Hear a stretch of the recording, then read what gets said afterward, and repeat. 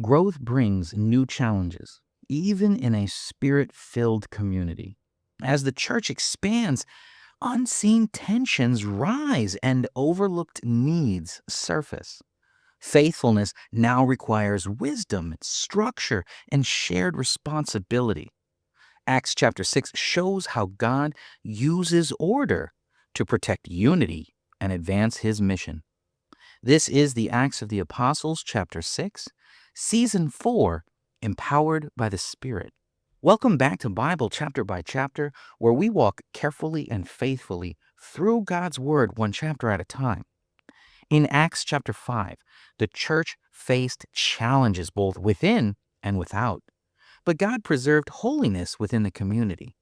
Opposition intensified from the religious authorities, yet the message of Jesus continued to spread daily. Now, in Acts chapter 6, Luke turns our attention to the practical realities of growth. As the number of disciples increases, tensions arise not from persecution, but from unmet needs. This chapter shows us how the early church responds with wisdom, prayer, shared leadership, and how God continues to raise up his servants for his work. As we listen, we are invited to see how faithfulness to God includes caring for people well, guarding unity, and remaining devoted to prayer and the Word. Please join me for our opening prayer. Lord God, as we listen to this chapter, quiet our hearts and draw us near. Give us wisdom to serve faithfully, humility to work together, and discernment to respond well as you lead us forward. Please teach us to value both truth and care, both devotion and responsibility, as your church grows and matures. Give us ears to hear and hearts to receive as your word speaks today. Amen. Now, if you would like to read along with me, and I encourage you to, I'm using the World English Bible, but you can use your Bible as well. This is Acts chapter 6. Now, in these days, when the number of the disciples was multiplying, a complaint rose from the Hellenists against the Hebrews, because their widows were neglected in the daily service. The 12 summoned the multitude of the disciples and said, "It is not appropriate for us to forsake the word of God and serve tables. Therefore, select among you, brothers, 7 men of good report, full of the Holy Spirit and of wisdom, whom we may appoint over this business. But we will continue steadfastly in prayer and in the ministry of the word." The saying pleased the whole multitude. They chose Stephen, a man full of faith and of the Holy Spirit, Philip, Prochorus, Nicanor, Timon, Parmenas, and Nicholas, a proselyte of Antioch, whom they set before the apostles. When they had prayed, they laid their hands on them. The word of God increased, and the number of the disciples multiplied greatly in Jerusalem. A great company of the priests were obedient to the faith. Stephen, full of faith and power, performed great wonders and signs among the people. But some of those who were of the synagogue, called the Libertines, the Cyrenians, Alexandrians, and those from Cilicia and Asia arose, disputing with Stephen. They weren't able to withstand the wisdom and the spirit by which he spoke. Then they secretly induced men to say, "We have heard him speak blasphemous words against Moses and God." They stirred up the people, the elders, and the scribes, and came against him, and seized him, and brought him into the council, and set up false witnesses, who said, "This man never stops speaking blasphemous words against this holy place and the law. For we have heard him say that this Jesus of Nazareth will destroy this place and will change the customs which Moses delivered to us." All who sat in the council fastened their eyes on him, saw his face like it was the face of an angel. Now, the story's starting to get really interesting here, right? This early church is suffering some interesting oppression and some interesting resistance. Let's take a look at what's happening here in section 1 first.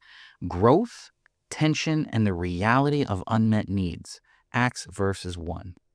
Luke opens this chapter by naming growth as the context for conflict. The number of disciples is multiplying, and with growth comes strain. The complaint arises not from the unbelievers, but from within the community. The Hellenist widows are being neglected in the daily distribution, while Hebrew widows are not. Now, this is not a doctrine dispute. It is a practical failure with real human consequences. Luke is careful to show us that spirit-filled communities are not immune to blind spots, right? Bad things happen. Sometimes they're just accidents. Growth exposes these weaknesses that were previously hidden. The presence of the Spirit does not eliminate the need for attentiveness and correction. This moment echoes Israel's history, where care for widows, orphans, and the vulnerable was a defining mark of covenant faithfulness. Neglecting them was never a small issue in Scripture. So I see that faithfulness includes noticing who's being overlooked. Growth can feel like success, but God also measures faithfulness by care. Acts invites us to ask whether our devotion to God is matched by attentiveness to people. Now, section 2, we see priority, calling, and the shared responsibility, verses 2 through 4. The apostles respond decisively, but not defensively, which is good. They do not deny the problem. They also do not attempt to solve it by overextending themselves. Something we need to pay attention to in our modern lives, right? Instead, they clarify calling. The ministry of the word and prayer must not be abandoned, not because service is beneath them, no, but because different callings serve the same mission. One more time. Different callings serve the same mission. Yes, this echoes Moses' experience in Exodus, when shared leadership was necessary for the health of the people. God's work was never meant to rest on a few shoulders alone. Luke shows us a church learning to distinguish between what is essential and what is delegated, without undervaluing or devaluing each other. So what's my personal takeaway? Well, wisdom includes knowing what God has specifically entrusted to you and what must be shared with others. And I struggle with this mightily myself. Saying no, I'm bad at that. Saying no to some responsibilities is sometimes the most faithful way to say yes to God's calling. Matter of fact, I'm saying no to some of my responsibilities right now by recording the next chapter when I should be doing something else. But I don't think I should be doing that something else. I think I should be doing this. So I understand this point. Section number 3, spiritual qualifications for practical service. Acts verse 3.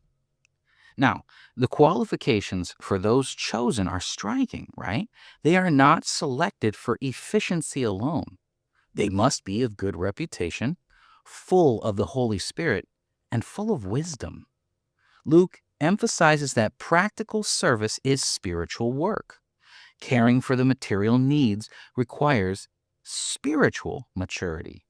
Now, this challenges any division between spiritual ministry and practical ministry. In the early church, both required character that was shaped by the Spirit. How we serve matters as much as what we do. Faithfulness in ordinary responsibilities requires spiritual depth. God values character before competence. Now in section 4, we see communal discernment and commissioning, verses 5 and 6. The proposal pleases the whole community. The people choose the 7, and the apostles pray and lay hands on them. Authority is affirmed through prayer, not control. The apostles are not exerting their own control. They are praying for divine control. Luke shows us a church practicing shared discernment. Leadership is recognized, not imposed. Prayer marks the transition from selection to service. And this reflects a biblical pattern where God's work is affirmed through the community of faith. We see this in our daily lives, right? Healthy leadership grows in prayerful communities. God often confirms his calling through the voices and the trust of others, that community. Serving well begins with being entrusted faithfully. Now, in section 5, we see order that advances the word. Verse 7. Luke records the result, right?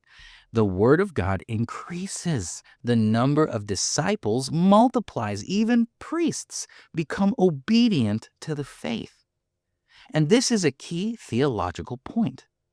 Addressing practical needs does not distract from spiritual growth. It enables it. When the church orders its life wisely, the gospel moves forward without obstruction. From this, I can see that faithful organization supports spiritual growth. Order and structure are not signs of compromise. They are tools God uses to protect unity and advance his mission. When the machine moves well together, all parts are aligned, all parts are working. The mission, the path is clear. The machine's not a hindrance, right? It's all important. Every piece and every job is important in our mission. Now, section 6, we see Stephen emerges as a faithful witness. Verse 8. Luke takes the chapter and narrows his focus to Stephen. Stephen is full of grace and power. He is performing signs and wonders. The same Spirit who equips for service also empowers for witness. Luke prepares us for what is coming. Stephen's faithfulness in service becomes faithfulness in proclamation. This reflects a consistent biblical pattern, right? The Bible is consistent. Those who serve quietly are often entrusted with greater testimony. We see this all the time. God often shapes the witnesses through service. Faithfulness in unseen roles prepares us for visible moments of testimony. The Spirit develops depth before exposure, and that's why these people really matter. Their depth matters before they're exposed. You don't want someone who's shallow taking the light.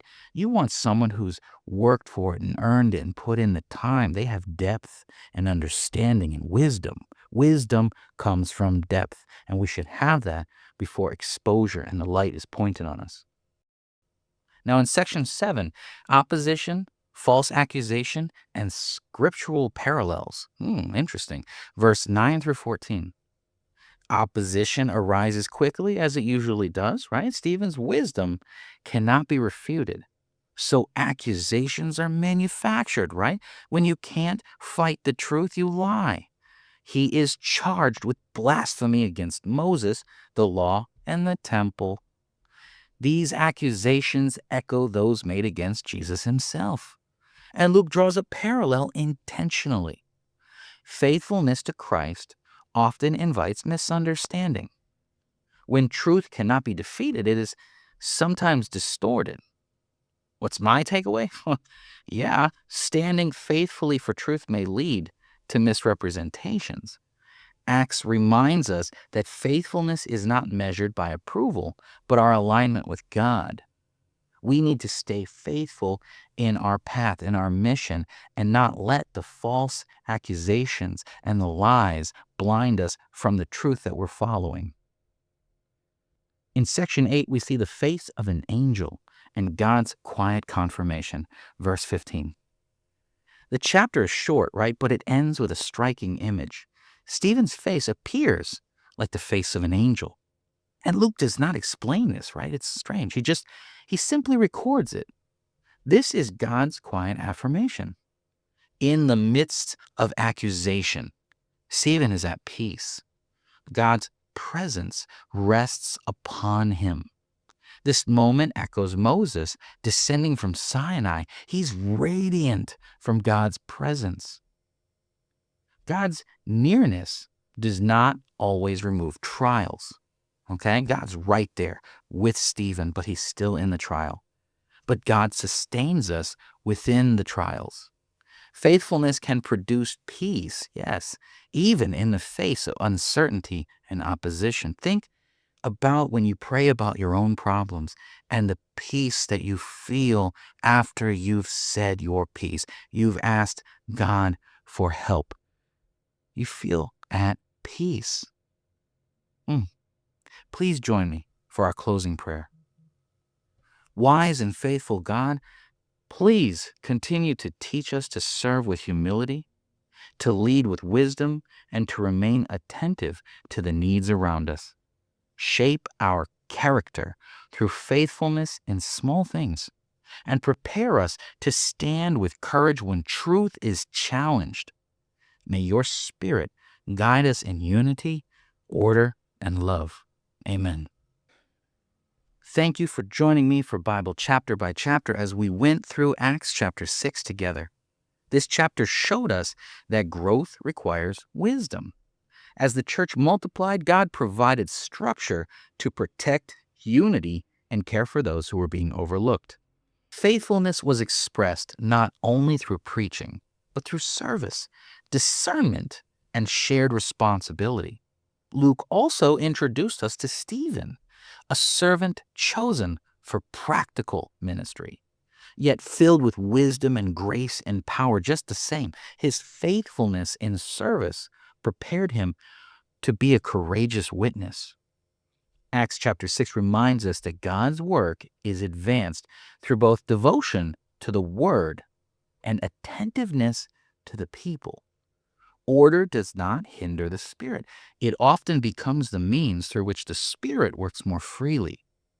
As this chapter closes, Stephen stands before the council, calm and radiant, sustained by the presence of God.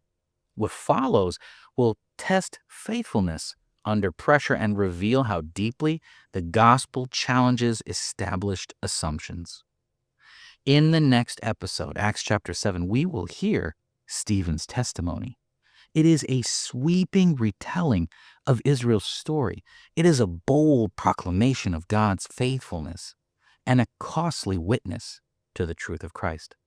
Until then, may you serve with humility, lead with wisdom, and trust that God is shaping his church through both faithfulness and courage.